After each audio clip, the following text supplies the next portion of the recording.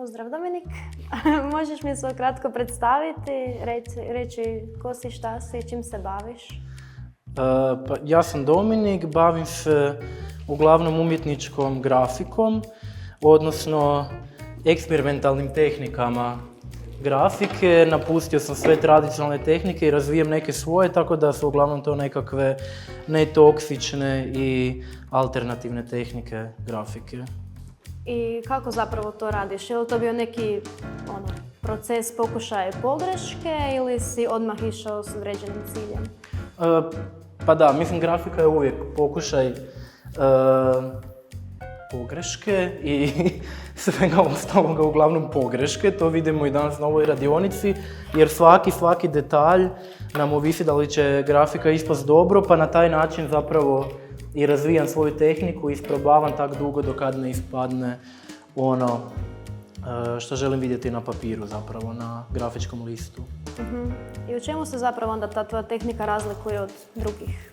Zašto je specifična? Pa prvo i najbitnije zato jer je netoksična, ne koristim nikakve razređivače, dušične kiseline i ostale otrovne stvari koje grafičari inače koriste, nego je tu uglavnom prisutan nekakav papir, celuloza, ulje i voda. Znači sve grafike mi se zapravo stvaraju na način da upotrebljavam fiziku, odnosno ulje i vodu koje se međusobno ne miješaju i zbog toga stvaraju te organske i prirodne oblike, ali uvijek tu u pozadini se nalazi ta druga moja krajnost, a to je nekakva egzaktnost, preciznost, pa tu često onda budu prisutni takvi elementi, odnosno nekakvi geometrijski elementi koji se stvaraju na način da presavijem papir, odnosno faldan papir, stvaram te nabore koji onda zapravo izvire ponovno prilikom otiska na samom listu. I zapravo kako je tebi matrica onda papir, ta matrica se, pretpostavljam, raspada pri otiskivanju? Da, to je važno zato jer se grafika je repetitivna tehnika i jedina njezina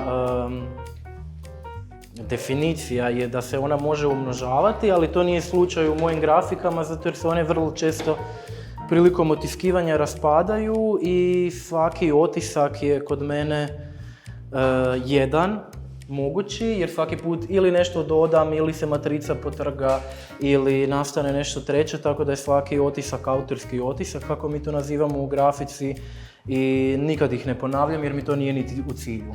Da, znači zapravo je naglasak više na samoj tehnici nego na produktu. Da, uvijek. Mislim, produkt je meni samo posljedica.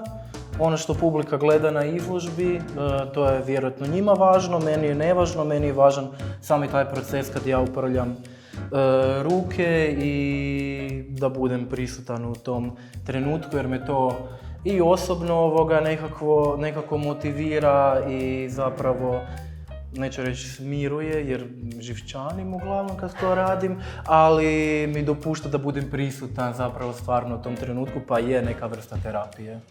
Zapravo taj meditativni postupak. Da, meditativni postupak gdje ja prvo matricu faldam da taj papir dobije nabore, onda premazujem u stotine slojeva tog ljepila, ulja, vode, dok ne dobijem završnu kombinaciju organike i geometrije. Da, a zapravo se inspiriraš nekako vlastitim porijeklom i obiteljskom tradicijom u samom tom presavijanju.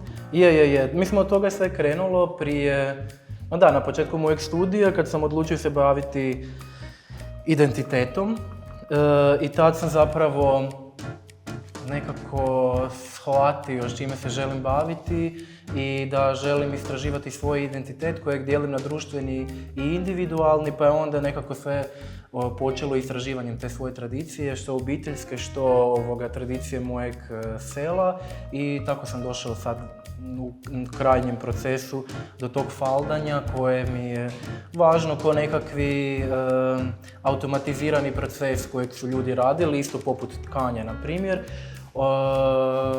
tako da je u tome sigurno sadržan moj društveni identitet pomoću kojeg otkrivam svoj osobni. Da, to je poanta zapravo. Odlično.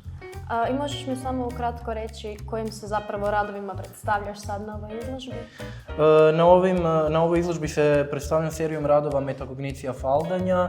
To je dakle serija koju sam napravio na prvoj godini diplomskog studija koja se zapravo bavi tim mojim novim procesima. Napuštam svo ono znanje koje sam naučio tokom studija, dakle metakognicija, svijest o vlastitom znanju, a faldanje zato jer faldamo te matrice, tako da ćemo tu vidjeti tomlju, pa sami triptih metakognicija faldanja i nekakve umjetničke knjige koje su prateće uz tu seriju, isto povezane tematski.